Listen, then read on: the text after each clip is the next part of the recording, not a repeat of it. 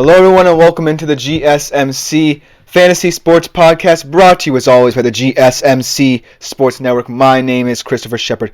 Thank you all for tuning in on this Monday afternoon, but it is going to be kind of a bittersweet episode here on the show. We're going to be recapping the fantasy football season that was 2024. It has been an absolute honor and pleasure to be talking fantasy football with you throughout the course of the season, but some good things have to come to an end, and with it is this episode. We'll be ranking all the best players at each and every single position, from QB all the way on down to the defense and special teams units that shine this year, and it's going to be quite a thrilling ride to conclude the 2024 fantasy football season and hopefully get us looking forward to 2025, which should be yet another exciting, exhilarating year in the world of fantasy football. But without further ado, before we get into any of that, I do want to remind you, as always, to consider liking, following, and subscribing to both the show and the network if you haven't done so already, to get more content such as this.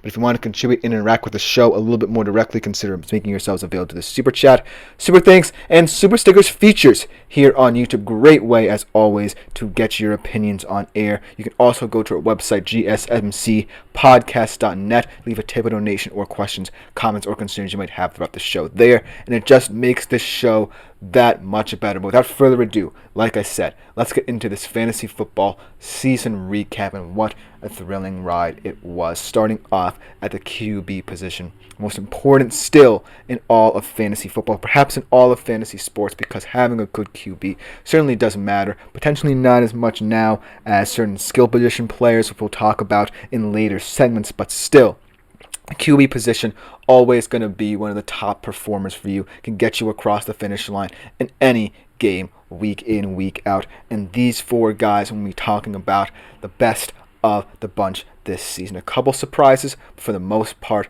this kind of very tight-knit big three at the top still remains. Guys still who have not won a Super Bowl just yet, but are trying to reach that pinnacle.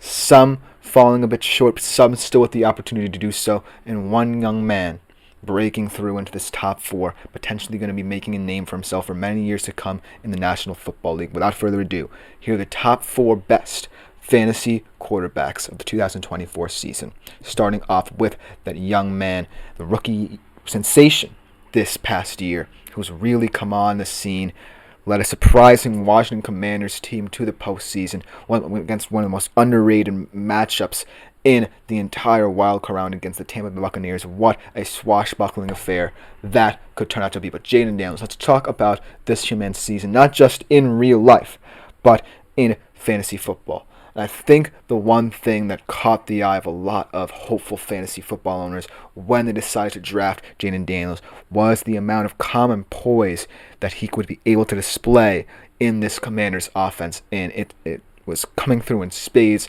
from the moment he stepped on the football field for them.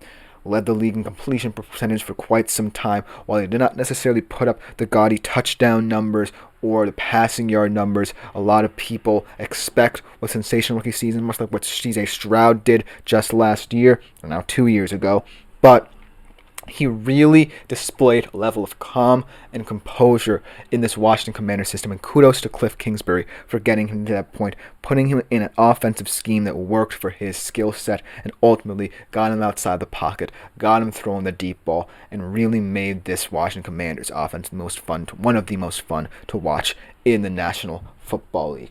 He averaged 22.5 fantasy points per game, finished with 360.6 fantasy points. While these numbers certainly are not necessarily the final numbers, I did write these before week 18, but mostly knowing that a lot of these guys were going to be sitting out, these are around where their numbers were. His best week was in week 16, 36.4 point performance. I believe that was against the Eagles in that crazy game where he threw a game-winning touchdown pass, finished with 5 touchdown passes in that one. So ultimately, just goes to show how dynamic this young man was for this Washington Commanders football team. A lot of fascinating performances, a lot of comeback wins against the Bears, against the Eagles, what have have you. He is such an incredible athlete, and it's a pleasure to have seen him really come to life this season in his rookie year.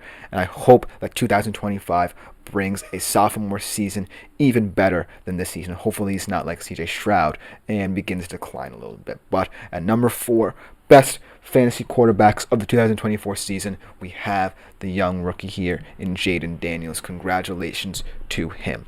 Now we get into this kind of top 3 that I was talking about. These 3 guys were the cream of the crop when it comes to fantasy football. These 3 guys will probably dictate the league. No matter whether or not they're going to win Super Bowls remains to be seen, but they still, at least in the regular season when fantasy football matters the most, deliver for you on a week-by-week basis, consistently and more consistently than a lot of guys in the NFL. Starting off at number 3, a young man who had a really unfortunate year in terms of his entire team's outlook, but still had one of the best, if not the best, years by a quarterback in recent memory, potentially in this decade thus far, in Joe Burrow. Led the league in passing yards, passing touchdowns, and nearly got to 5,000 this season. But unfortunately, it was all for naught for the Cincinnati Bengals this season, as the Broncos couldn't offer them any help in beating the very overwhelmed Chiefs reserves, even though the Jets did end up beating the Dolphins. And ultimately, the Cincinnati Bengals will miss the postseason yet again in the Joe Burrow era. But it's entirely not his fault. He did whatever he could to get his team to the postseason, even in moments where it looked really dire, where he seemingly was falling apart at the seams when his team was letting him down. And he ultimately brought this team to the precipice of the postseason, just behind his MVP caliber play alone. 23-point average in fantasy football this season, 367.8 total fantasy points this season. His best week was in Week 17 against the Denver Broncos in that had-to-have-it game. No, I believe that was actually the week before. I believe this was the game. It was the game against the Broncos where he really had one of his best performances of the season, 37 points there. And ultimately, just going to show that he can really put together good numbers, and it's all going to be up to his team to support him in his push to break through into the postseason and potentially winning his Super Bowl as he rightfully deserves for his level of play. But ultimately, congratulations to him for coming in third, but unfortunately he was not as good as these 2 guys who might just be battling it out for the MVP award this season, and rightfully so. 2 fascinating playoff squads we'll be talking about a lot in the coming weeks, especially as we look at them from a fantasy perspective right now, because of what they bring to the table from that said fantasy perspective. Starting off with the number 2 player, Josh Allen. This year was all about limiting the turnovers and playing within this offense that really got him to appreciate what defenses gave him a little bit more. Gone with Stephon Diggs, so gone with the tension that came with having to force feed him the football.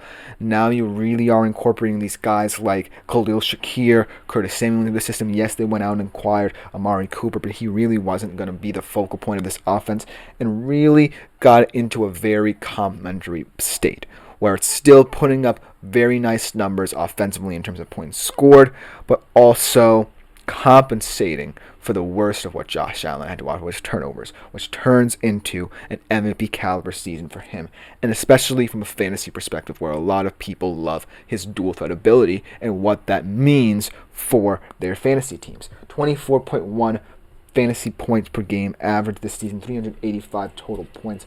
Best week was in Week 11. I believe that was the week where he had the crazy numbers, where he was one of the first QBs to rush for 3 touchdowns, pass for 3 touchdowns, 51.9 points in that one. Just goes to show how electrifying he can be when he's on his game. Hopefully, it shows up in the postseason yet again. He has one of the tougher 7-2 matchups in recent history against a very feisty Denver Broncos squad with a very feisty scoring defense. So he's going to have to protect the football in that one.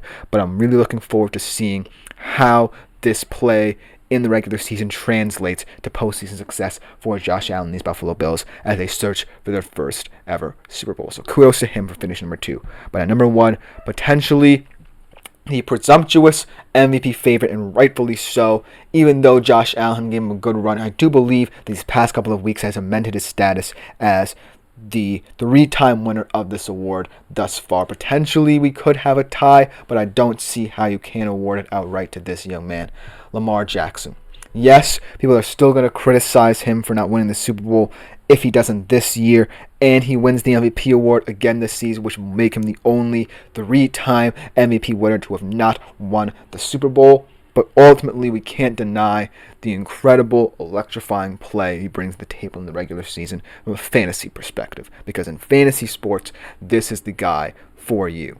This is one of the best players in all fantasy sports, bar none. And he just delivers on a week-by-week basis no matter what. 25.7 point average this season, 411.4 total fantasy points. His best week was in week 15. Yes, it was against the Giants, but still 36.1 fantasy points in a singular game is nothing to sneeze at the quarterback position. And it just goes to show that in this very congested QB class, this QB tier, where these guys are trying to separate themselves as the big three in this National Football League. These big three that really haven't won a Super Bowl. Lamar Jackson has really become the pivotal prototype of what it could mean to be a QB in this league for the next decade. He brings a dual threat ability to the table that really adds balance and really complements the style of play of this Baltimore offense so well.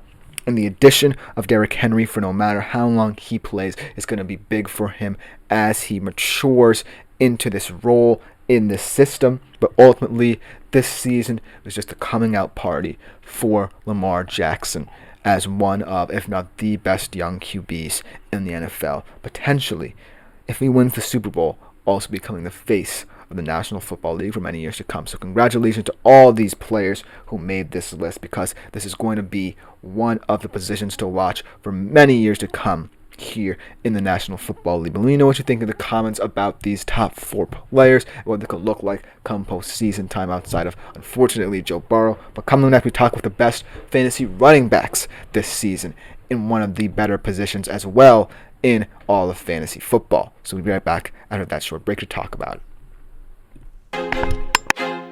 I feel like I'm losing my mind, 'cause every